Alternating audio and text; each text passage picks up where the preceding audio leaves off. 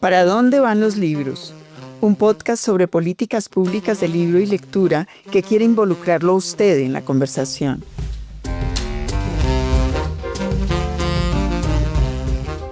Mi nombre es Margarita Valencia y estaré hablando con protagonistas regionales del ámbito del libro sobre el papel del Estado en el mundo de la cultura escrita, las dificultades del libro en nuestro sistema económico, los marcos legales que rigen el mundo del libro y muchos otros temas.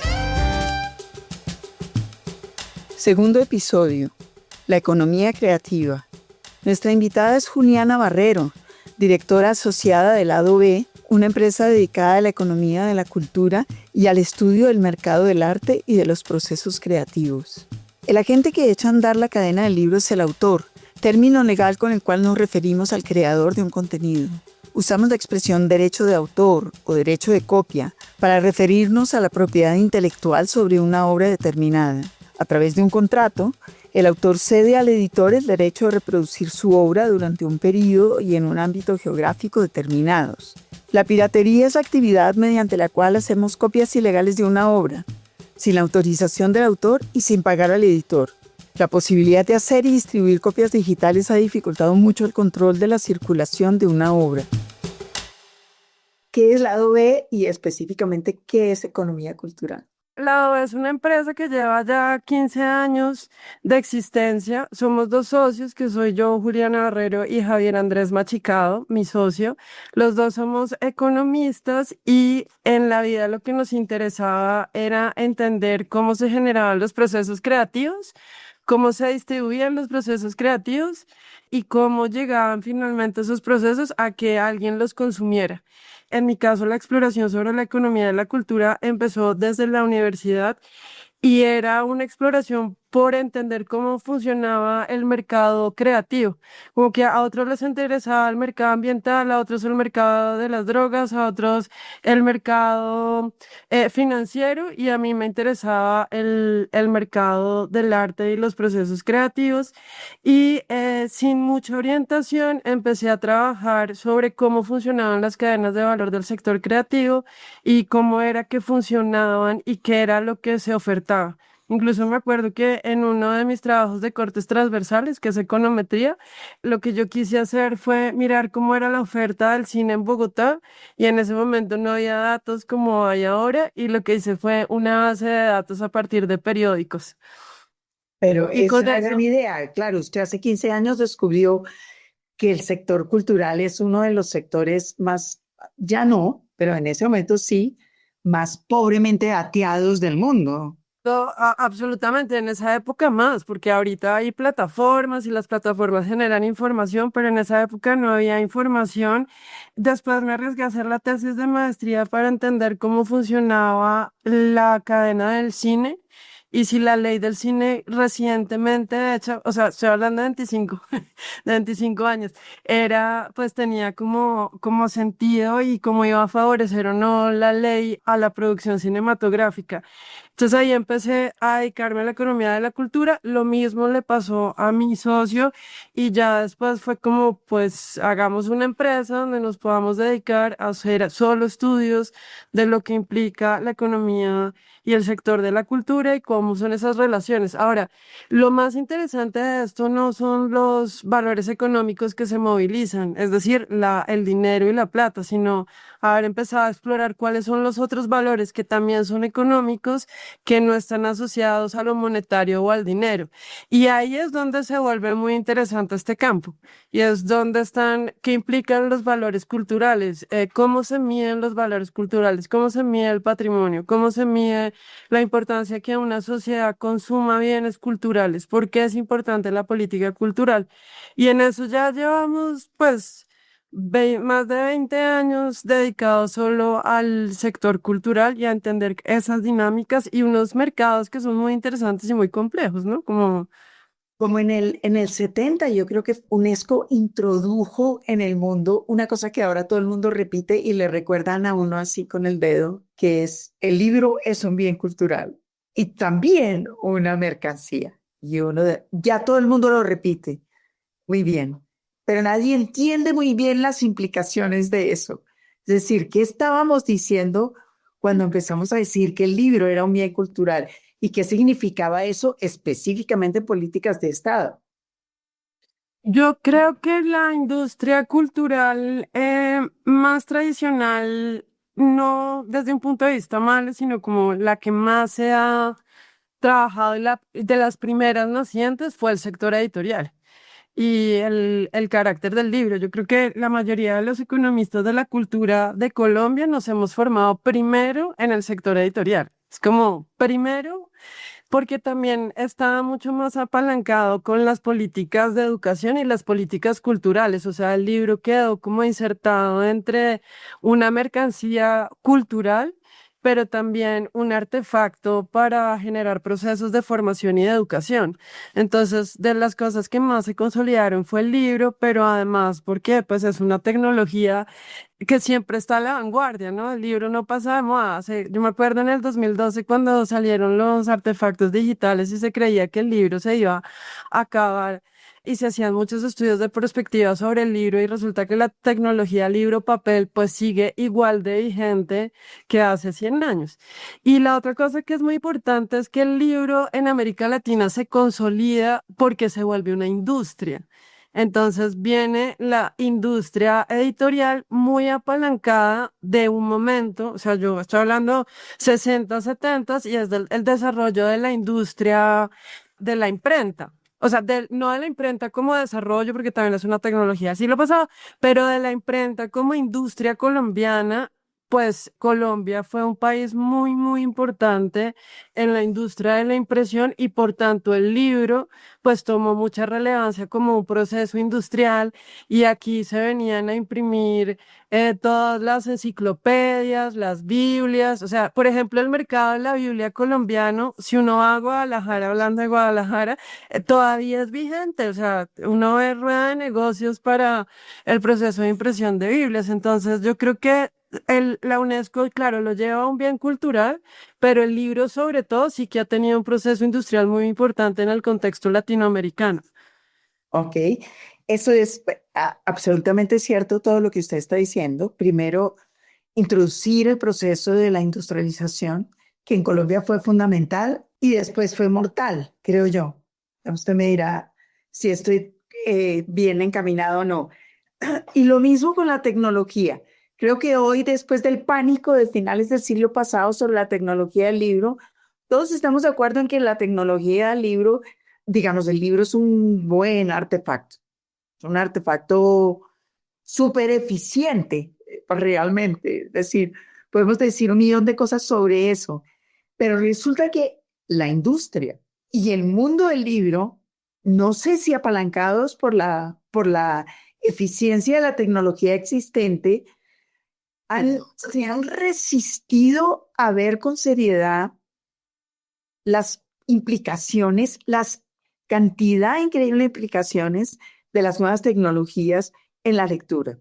El libro de papel no Claro. va a acabar, seguramente no, es decir, no se acabó y no se va a acabar en muchos años, pero las formas de leer y las formas de acceder a la información han cambiado, pero radicalmente, y el mundo del libro sigue instalado en el códice del siglo XVI.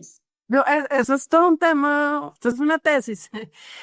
Sí, de acuerdo que lo que más ha cambiado es la relación del lector con el artefacto y para qué lo quiere y cuándo lo quiere. Y es verdad que todas las tecnologías sí han tenido incidencia en ese proceso de lectura y claro, y el lugar del libro como ese artefacto para procesos de educación, por ejemplo, ha cambiado mucho. Pero inclusive la industria editorial, como a nivel ya de las transnacionales gigantes, pues también lo cambió, digamos, también incidió, porque dijo, listo, me toca volverme más especializado, tengo que cumplir más los requerimientos de los servicios que me está pidiendo tal país. Entonces tenía muchos incentivos a que a ese libro con el que uno estudió, digamos, como se volviera cada vez más digital y ofreciera más servicios. Entonces ya, La de Baldor, Julián. claro. Entonces ya ese libro, pues para que ese libro, si usted ya se puede conectar, le bajan 80 guías, resuelve las guías en línea, se las califican de una vez. O sea, ese artefacto como educativo del libro, yo creo que ese sobre todo, y yo creo que a propósito, el sector editorial lo fue cambiando y migró a prestar servicios de educación que ya no necesariamente requerían el soporte del libro. El libro en el sector educativo cambió muy rápido y de nuevo para bien y para mal. La circulación de textos escolares, bueno, otra vez hacemos otra serie de otros podcasts sobre ese tema, pero yo ahí tenía una pregunta específica. Usted acaba de mencionar el lector. El lector en el siglo, desde el siglo I quizás, el lector es en el siglo I eran los amigos de mi cuadra, en el siglo XV eran los amigos del barrio, en el siglo XIX era una masa teórica y empezó a aparecer eso que se llama el público. Y específicamente en los países latinoamericanos el lector era una gente que había que educar. Es la idea, es el imaginario lector que surge con las repúblicas latinoamericanas y que de alguna manera no ha acabado de cambiar. Y ahí es donde entran las nuevas tecnologías y el lector. Usted habló ahorita con mucha corrección de un lector que hoy decide qué quiere leer, cuándo lo quiere leer, de en dónde lo quiere leer y cuánto tiempo le quiere dedicar. Y ahí es donde entran a jugar estas complejidades del mundo de la distribución del libro. Las librerías, primero que todo, la presunta piratería digital, segundo, aunque bueno, alguien tendrá más cifras que yo, pero yo creo que la de piratería digital, bueno, tiene otra vez sus máses y sus menos. Pero la pregunta es por el lector. El lector es el gran desconocido del mundo de la economía cultural. Es donde resulta más difícil meterse y entender qué quiere, cuándo quiere, etcétera. E incluso cuando averiguamos todo eso, tampoco en muchas instancias del mundo editorial es interesante saber. No podemos someternos siempre a los deseos teóricos de un lector o una lectora. Entonces, ¿cómo funciona eso? Esa idea de lector, o sea, la idea de consumidor final, la idea real de consumidor final en el mundo de la economía cultural. El lector es el agente de toda la cadena que pone a circular lo que realmente se generó valor. Es decir, en economía de la cultura uno habla de utilidad cultural, que suena muy feo cuando uno lo dice públicamente, pero la utilidad cultural finalmente está asociado a que hay un humano que hizo un proceso de apropiación sobre un bien cultural. Entonces, eso es lo que uno quisiera, ¿no? Porque generar libros por generar libros, pues eso mueve la cadena de producción, pero no mueve a los humanos en un proceso reflexivo, por ejemplo. Entonces, Utilidad cultural. no hay utilidad cultural. Entonces, ¿qué pasa en este mundo globalizado, capitalista, mercantilista, con sobreproducción? Porque tampoco es un secreto que el sector editorial a nivel global tiene sobreproducción de libros, pues que usted lo último que quiere o lo más triste que le puede pasar es un libro que no se lea, ¿sí? Es como una película que no se vea, como... Pero las industrias culturales están funcionando a partir de libros que no se leen. Es decir, esta velocidad de rotación en las librerías, la vida útil, prácticamente la desaparición de los fondos. Claro, porque es un mercado que cada vez, o sea, tiene que llegar con algo nuevo, todo es nuevo, todo es nuevo. Entonces, también es un lector que no tiene tiempo como de ir a revisar un catálogo y generar otro proceso también como de conciencia de que es ese bien cultural y desde dónde sale y qué le interesa, digamos. Entonces, no me voy a quedar ahí porque también es proceso de selección, pero en general, esa industria o sea, lo primero es que uno quiere un lector, o sea, uno sí desea la utilidad cultural. Y siendo más técnica, pues el libro es considerado un bien meritorio. Que es un bien meritorio que si usted lo consume, algo bueno va a pasar. Eso sí, algo, o sea, Como el chocolate. sí, algo tiene que pasar y se supone que es algo bueno puede pasar con que una sociedad consuma más. Ahora, ¿yo qué creo con el lector? Claro, hoy en día es un lector que está más consagrado al libro por un gusto, por una práctica, porque realmente le gusta que le cuenten historias en una narrativa versión libro. Habrá otros consumidores que prefieren una narrativa versión audiovisual, otros versión musical, pero este es un consumidor que quiere y desea que le cuenten una historia en un libro y tiene una valoración y una apreciación por ese artefacto del que hemos hablado.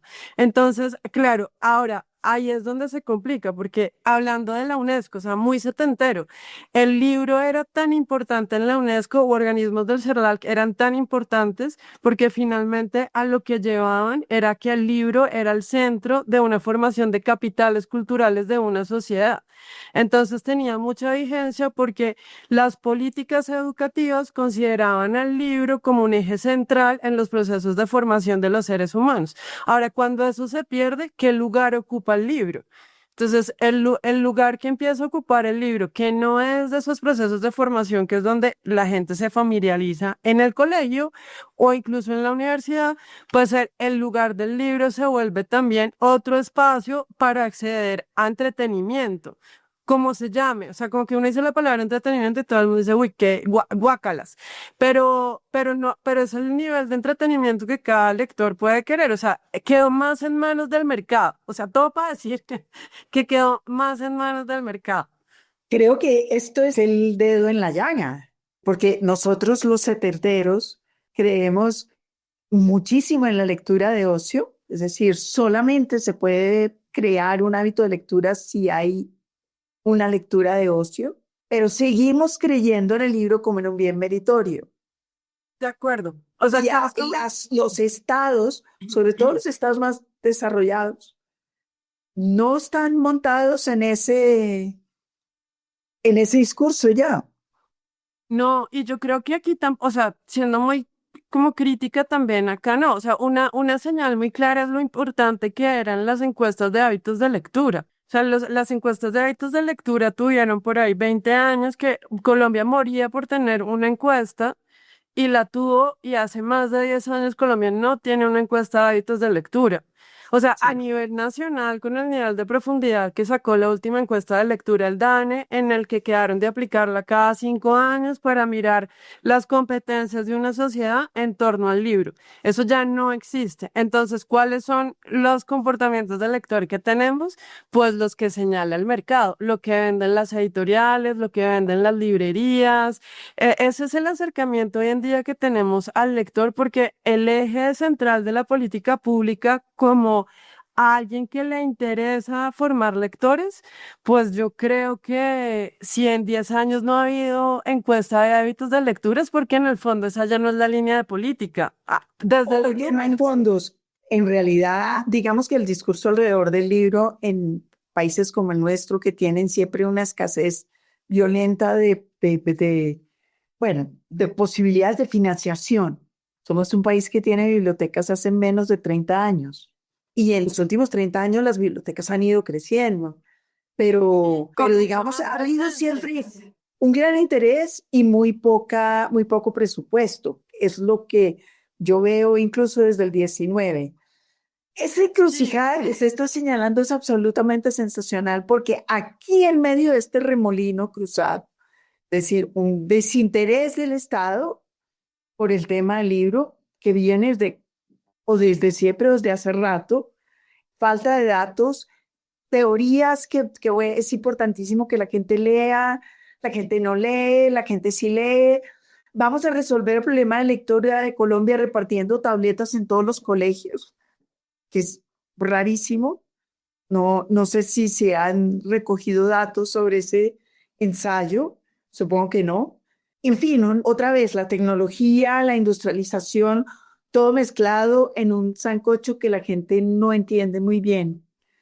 Y aquí quiero caer en la parte más que me interesa específicamente de este remolino, que son las librerías. En Colombia nunca ha habido una cantidad interesante de librerías. La última vez que yo revisé estas cifras, había como una librería cada 100.000 habitantes. Yo creo que menos. No, o sea, nosotros tenemos como el de los índices más bajos de relación de personas librerías. Y entonces hablemos de las librerías, porque Claro, pero índices más bajos de relación de personas librerías, de toda conectándolo con Latinoamérica.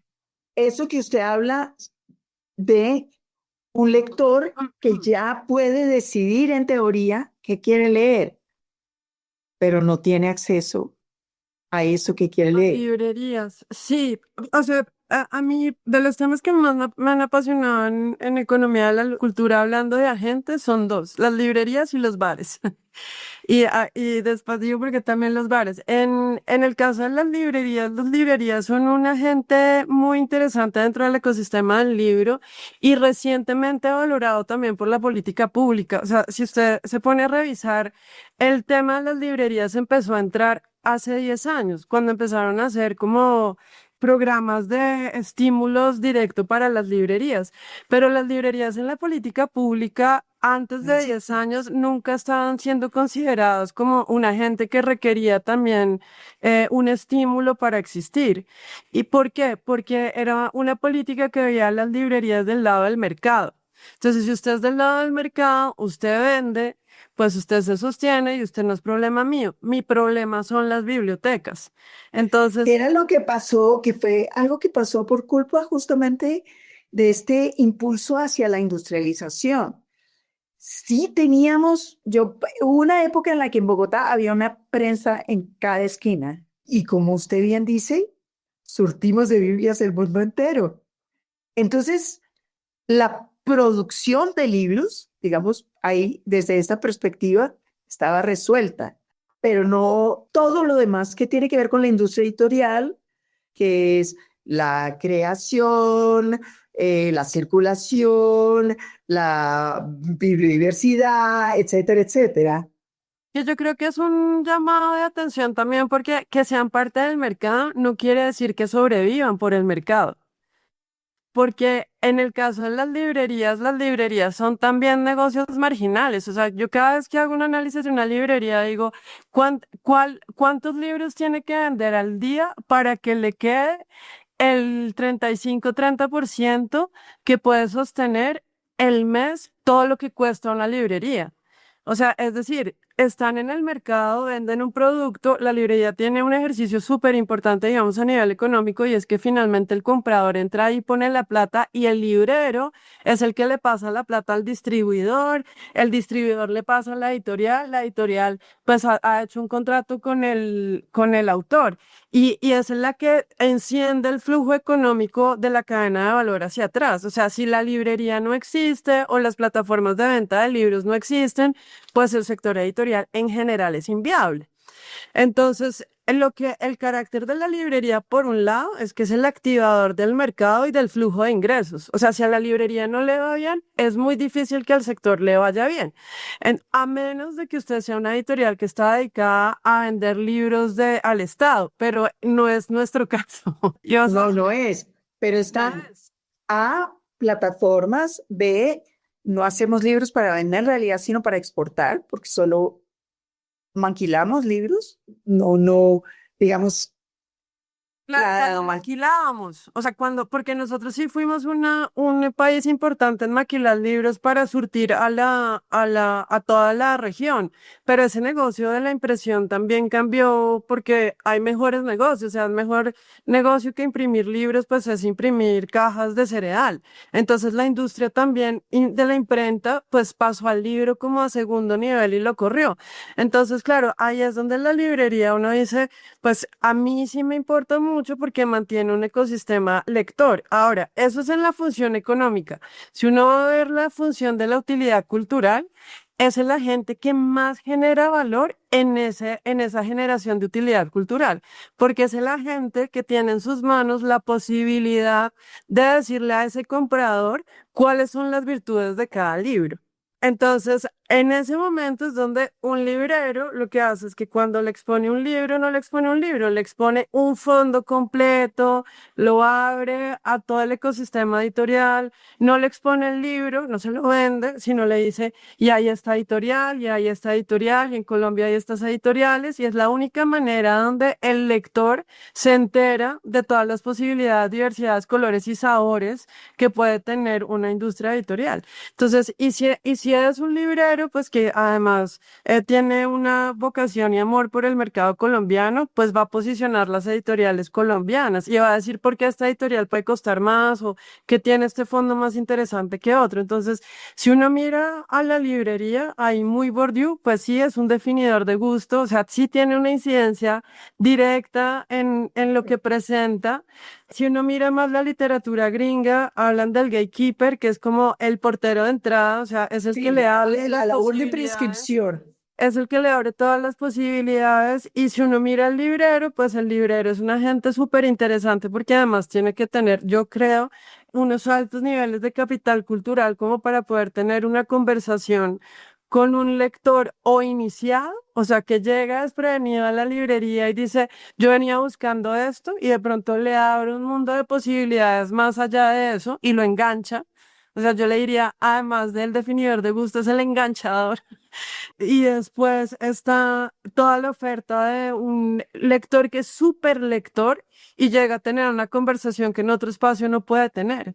Entonces, esa librería lo que sí tiene es que genera una utilidad cultural que, por ejemplo, inclusive en la labor de las bibliotecas es mucho más compleja porque la biblioteca le toca ser más estandarizada, o sea, atiende a unas poblaciones amplias. El librero usualmente cómo están las librerías, porque además estoy hablando de una especie de librería que son lo que llamamos las librerías independientes.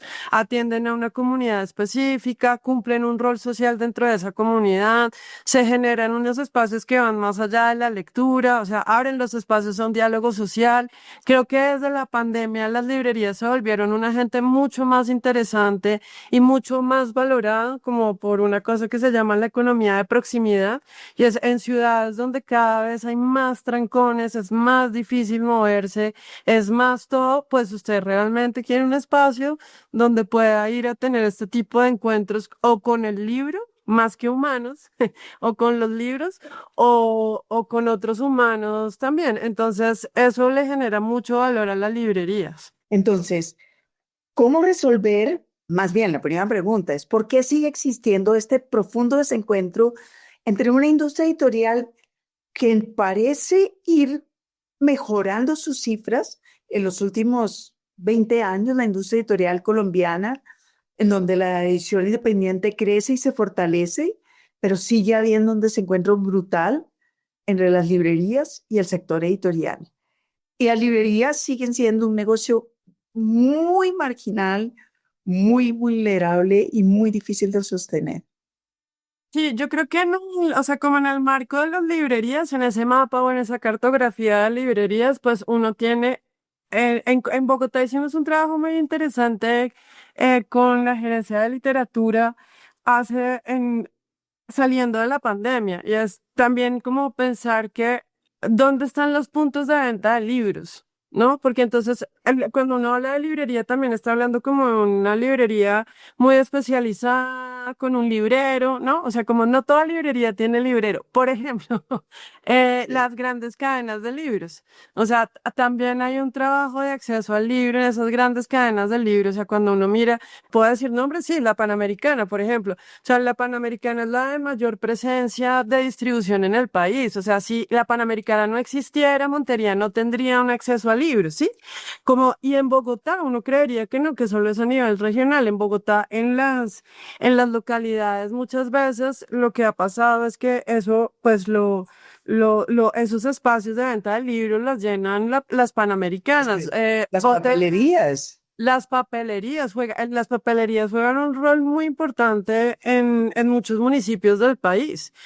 Y atienden una oferta del libro que es el libro por demanda del colegio. O sea, va a haber 4 libros en la papelería. Sin esa papelería no habría oferta editorial en ese municipio.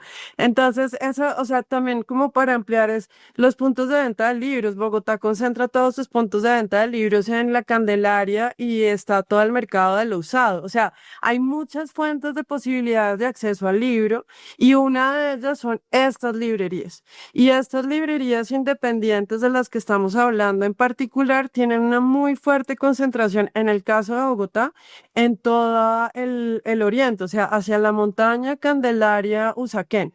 O sea, además están súper concentradas. Entonces, esas librerías también empiezan a responder, yo creo que también a unas formas, a unos estilos de vida y a unas valoraciones sociales que se pueden tener por un espacio como la librería. ¿Y qué sostiene una librería? Pues no son ciencias ocultas, los lectores de los que estábamos hablando. Entonces, la librería está en el sándwich de tener unos lectores que valoren el libro, o sea, o que vean en el libro un valor, y el sándwich de lo que traiga la distribuidora. No, porque también o sea, las distribuidoras también las miran con malos ojos, pero a mí me encantan porque la distribuidora al final es lo que amplía la oferta editorial en un país. Entonces, si una distribuidora pierde fondos, pues el ecosistema completo perdió diversidad. Entonces, ahí también hay un trabajo importante con las distribuidoras. Ahora, el ejercicio de distribución, porque el libro además tiene una particularidad divina y es que es materializado, es decir, yo muevo unidades del libro. Eso no le pasa al cine, eso no le pasa a otras industrias, eso no le pasa a la música. El libro todavía, como decía usted, pues sigue siendo de los siglos pasados porque no ha cambiado su formato y si yo quiero moverlo, el peso de la importación, hay que moverlo con transporte. O sea, el libro, la movilización del libro es cara. Y eso hace que los libros muchas veces pues tengan un precio que tiene que soportar los costos de mover un bien. Y eso es lo que le llega a la librería. Entonces, ¿la librería qué hace? Pues tratar de construir un fondo que le pueda dar respuesta a las necesidades de ese lector, incluyendo, o sea, no siendo amplio y diciendo, yo recibo todo tipo de lectores. El lector de esto, el lector de esto, entonces tiene que alimentar ese fondo viene alimentado por la distribución, más los gustos personales y de definidor de gusto del librero, que allí se puede dar su libertad, porque para eso pagó su alquiler. Entonces ahí es donde empieza esa relación entre que el librero tiene que escoger en ese mar de libros de lo que le llega con el distribuidor o la capacidad de los distribuidores del país para leer cuáles son las necesidades que tienen esos lectores y empezar a hacer el match. O sea, es un emparejamiento. Y cuando uno empieza en emparejamiento, es un emparejamiento uno a uno. Es súper sofisticado. O sea, es un ejercicio muy, muy sofisticado, emparejar un ser humano con un libro, de haber escogido entre la distribuidora, es el librero el que le llevan de todo y le toca decirle al distribuidor, a mí no me traiga eso porque aquí la gente no consume de eso. Tráigame más de esto, busque el fondo de tal lado, haga tal. Ese es uno de los ejercicios. Y el otro ejercicio es con el sector editorial y los fondos locales. O sea, son libreros que sí valoran ese surgimiento de una industria editorial de contenidos nacionales o de la construcción de fondos que dialogan con los contenidos que tienen acá. Entonces el librero también le toca volverse como súper especializado e ir buscando, ir buscando, ir buscando para poder llenar su librería como un ramillete de flores y presentárselo de la mejor manera a ese lector final y engancharlo. Entonces, ¿de qué viven las librerías? Pues de unos lectores que se engancharon y que empiezan a tener una frecuencia y un hábito de compra de libros mucho más frecuente y que generan una comunidad que sostiene esos procesos económicos de la librería.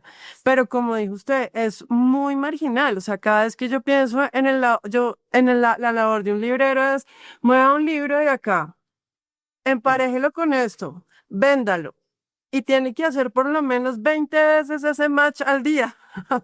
Sí. ¿Sí? Entonces, después de hacer 20 veces ese match al día, durante los 25 días del mes, durante los 300 tantos del año, para decir, la librería puede comprar ahora sonido.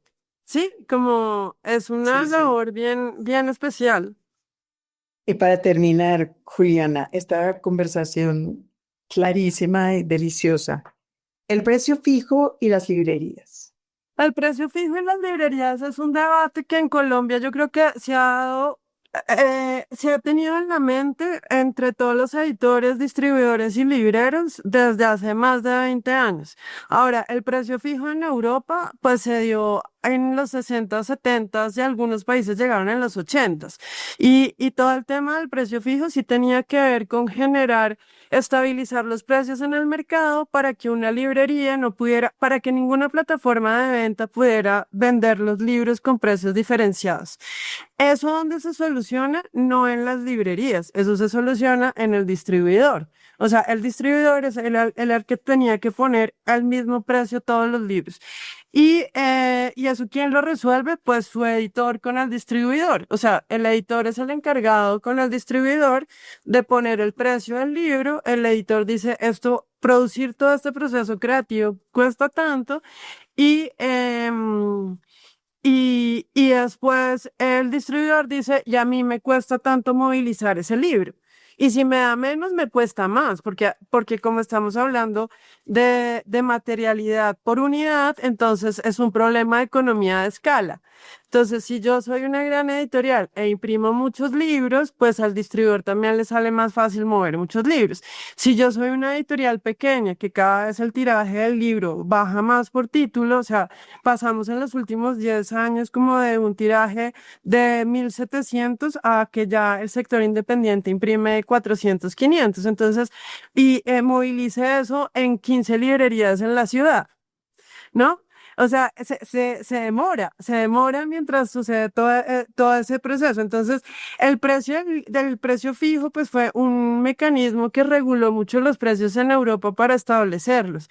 El precio fijo nunca se ha implementado en Colombia y ya cuando se va a implementar, no estoy asegurando, pero puede que ya no sea el mecanismo que se necesita porque el mercado cambió mucho. O sea, ¿cómo cambió el mercado mucho? Pues todo el mundo hoy en día tiene plataformas que sincronizan los precios en una plataforma. Entonces, a usted no le conviene estar moviendo el precio y muchas cosas. En Colombia hay una cosa tácita, o no, más bien explícita, y es la negociación de la editorial, del editor con el distribuidor. Y si hay distribuidor y se lo pone a la librería, el precio se tiene que conservar entre todos.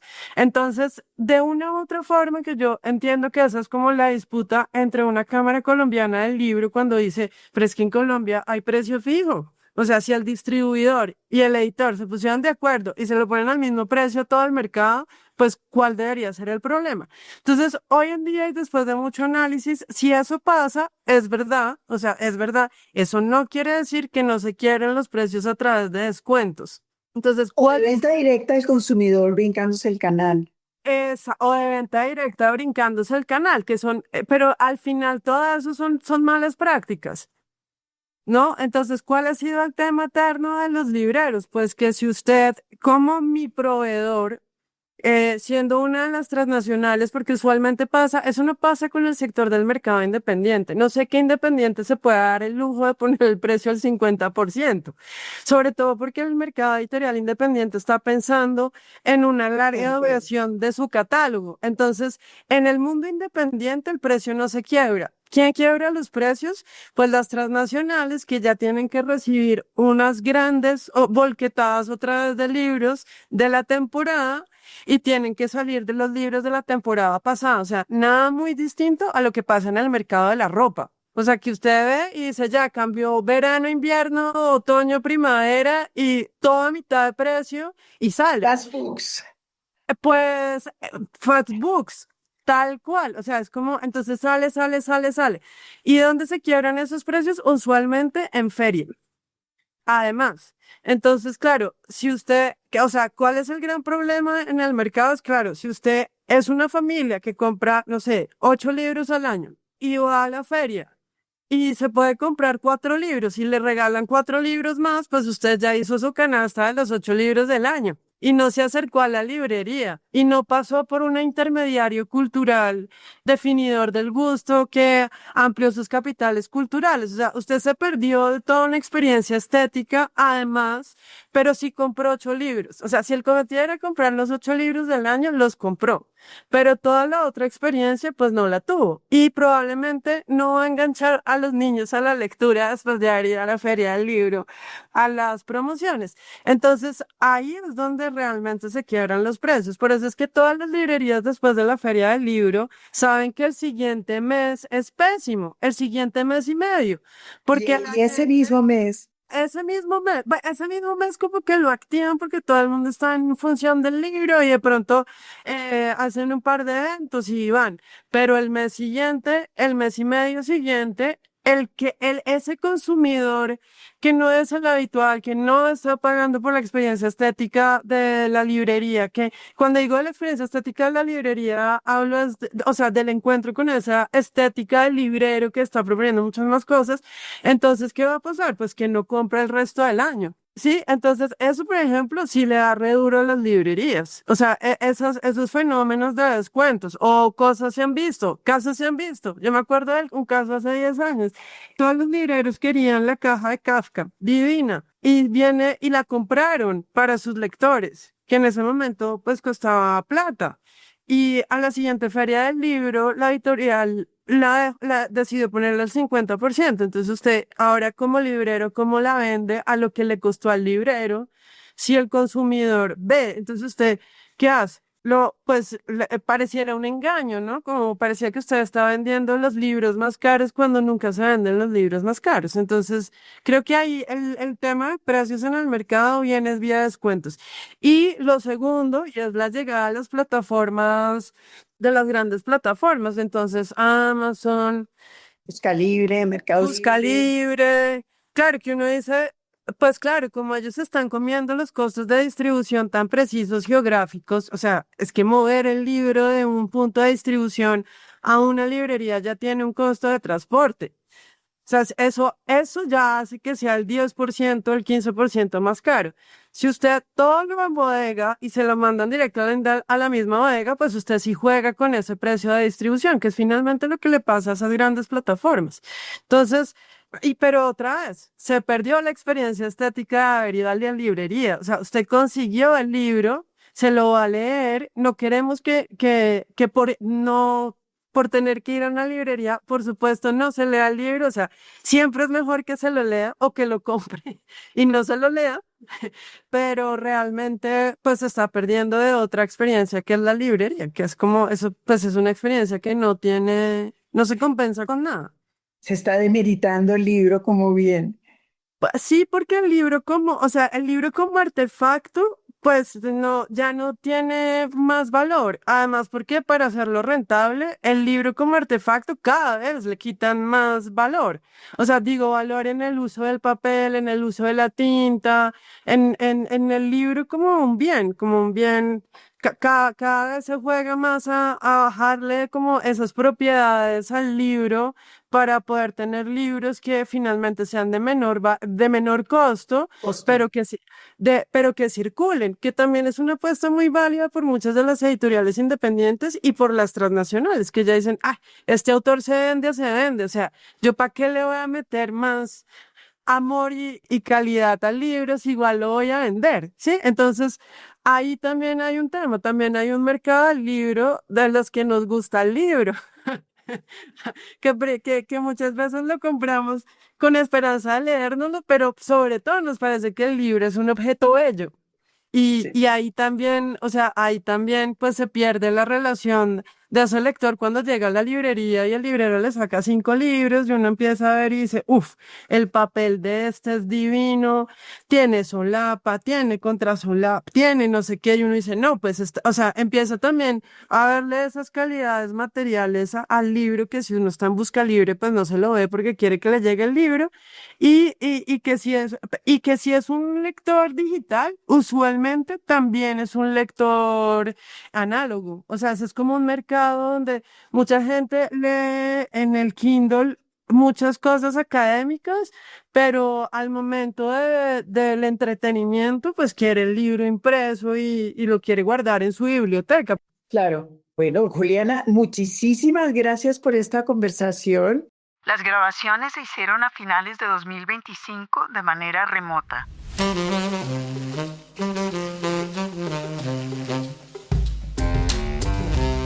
¿Para dónde van los libros? Es una iniciativa de la Biblioteca Nacional y CERLALC, Centro Regional para el Fomento del Libro en América Latina y el Caribe.